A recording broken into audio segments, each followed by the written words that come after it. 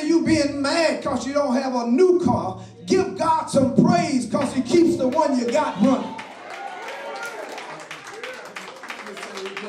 Listen, listen, she devalued what you had. She says, all I got is a little bit. He didn't ask how much. He asked what she had.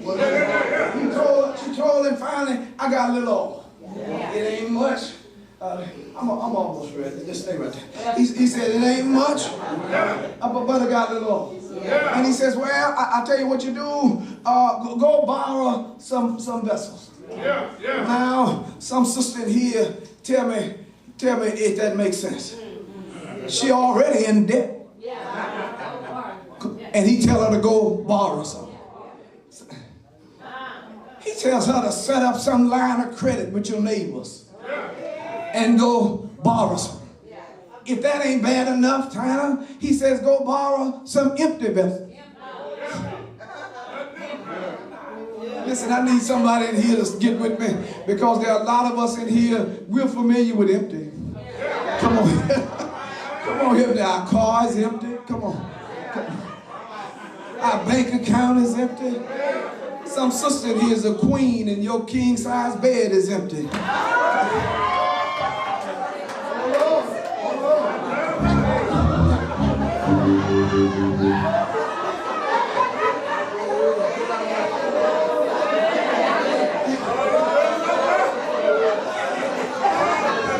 Bump your neighbor and say, I'm familiar with him. My refrigerator is empty. My pantry is empty. Amen. And you telling me to go borrow something. And then on top of that, you're telling me to go borrow. And I'm talking about the married folk. Y'all come on back to church. I'm talking about some married queens. I ain't talking about... Yeah, let's get it right. Don't get it twisted. Don't get it twisted. Don't get it twisted. Don't.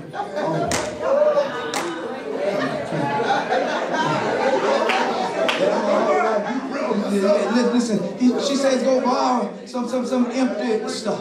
And listen, we're saying go borrow it from my neighbors. My neighbors already treat me funny. They're already looking down their noses at me because they think they've got more than we've got anyway. Do I have a witness here? Can I help somebody in here? Forget what folk think about you because folk gonna talk about you anyway. Amen. It does not matter who you are, what you have. Folk are gonna talk about you anyway. Can I give you some samples? If you gain a little weight, they call you fat. If you lose a little weight, they call you skinny. If you ain't got no money, they say you're broke. If you got some money, they say you're acting funny. Come on, help me. Come on, help me. If you quiet, you don't talk to them, they call you stuck up. And if you talk too much, they call you flirty. Folk gonna talk about you anyway. Amen. But it doesn't matter what they say. Here's what Tyler Perry said. It don't matter what they call you, it's what you answer to. So he says, I'm trying to keep these folk out of my business, and that don't make sense. I'm already in debt. You're telling me to borrow some stuff that don't make sense. And you're telling me to create a credit line with my neighbors that don't make sense. And then thirdly, you're telling me to borrow a whole bunch of vessels and I ain't got but a little bit of oil. That don't make sense. So you have but a little bit of oil and you telling me to borrow some empty vessels and a lot of them. Listen, do I have a witness here? The Lord says, I'm trying to teach you that the level of your favor depends on the level of your faith. Because you notice you don't run out of vessels until you don't run out of oil until you run out of vessels. I got to get out of here. He says, I want you to borrow them and because you're not going to have to keep them long.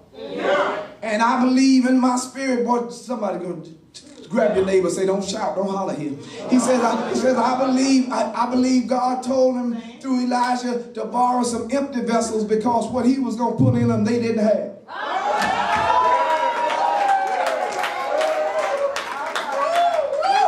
Listen, what God's going to give you, man can't give to you. I need some choir member here to say this joy that I have. The world didn't give it, and the world can't take it away. Well, I gotta go. There's more than bone. Pastor can put the rest of it on there. You got to expand your faith, but then secondly, you got to expose the family. She says to him, I want you to get your boys and y'all go in the house. And there are some things that you just can't share with other folk. Because I know this is gonna bust somebody's bubble, but not everybody is happy about God blessing you. Amen. Not everybody is giving God some praise because you. Do I have any witnesses in here? I wish you jump up on your feet if you got more fake friends and real enemies. Do I have a witness here? And folk who pat you on the back and then you discover that's really a knife that's sticking in your back. Have I got a witness here? He says, I need you to expose the family. And I'm through here, but this is Family and Friends Day. I remember growing up in Third Ward, Texas. I mean, I'm straight out of the heart of Third Ward. And I grew up in a house where my mama would just feed any mouth that came along. I wondered if my mama was crazy. She feeding all these folks, ain't hardly enough food in here. My mama would stop the ice cream truck. Y'all remember the ice cream truck used to run around? And you could buy those popsicles with 2 little popsicles on it. And she'd buy them and she'd break them in half. And then she'd get a knife and chop it up. And come on, help me. About 7 little pieces. And then feed us, the 7 of us. And then the 7 of our cousins. And then, come on, help me. She just feed everybody. Because mama taught us that family means something. And if I don't leave anything else here with you, let me leave this today. Family means something. As a matter of fact, family is the closest thing we got to heaven here on earth. I know that sister yours may not be no good. I know you got a no-count brother that ain't doing good, but don't give up on him. Because the good news is I'm here today because somebody didn't give up on me. I ain't here because I did everything right, CC. I'm not here because I lived a holy life all my life. As a matter of fact, there are some things I even do right now that I probably shouldn't do. I'm here because my mama exposed me to Jesus. Is anybody here knows that mama and daddy exposed you to Jesus? I often share with my church that as a young man, I grew up with a drug problem. Amen. My mama drugged me to Sunday school, drugged me to BTU, drugged me to Bible study, drugged me to church. I thought they had church every day of the week. And we went to church on Sunday mornings. And when you got up in the morning, you better be well. Because if you were too sick to go to church, you had to be sick all day long. Because you wasn't going to get to do nothing else. Some of the problems we have in our home are self-inflicted wounds. We need to teach our children that you can't beg and boss in the same place. As long as I'm putting food on the table, clothes on your back, you can't lock no door because that ain't your door. Have I got a witness here? Bump your neighbor and say, that's my door. I'm just letting you live there for a little. Come on, help me. She had to expose the family. She wanted her family to know that there was something goes on with prayer. Have I got a witness here? Is there anybody here that grew up in a home where you had a praying parent who knew how to get down on her knees and tell God all about the trouble, and he wouldn't he work it out? I said, wouldn't the Lord work it out?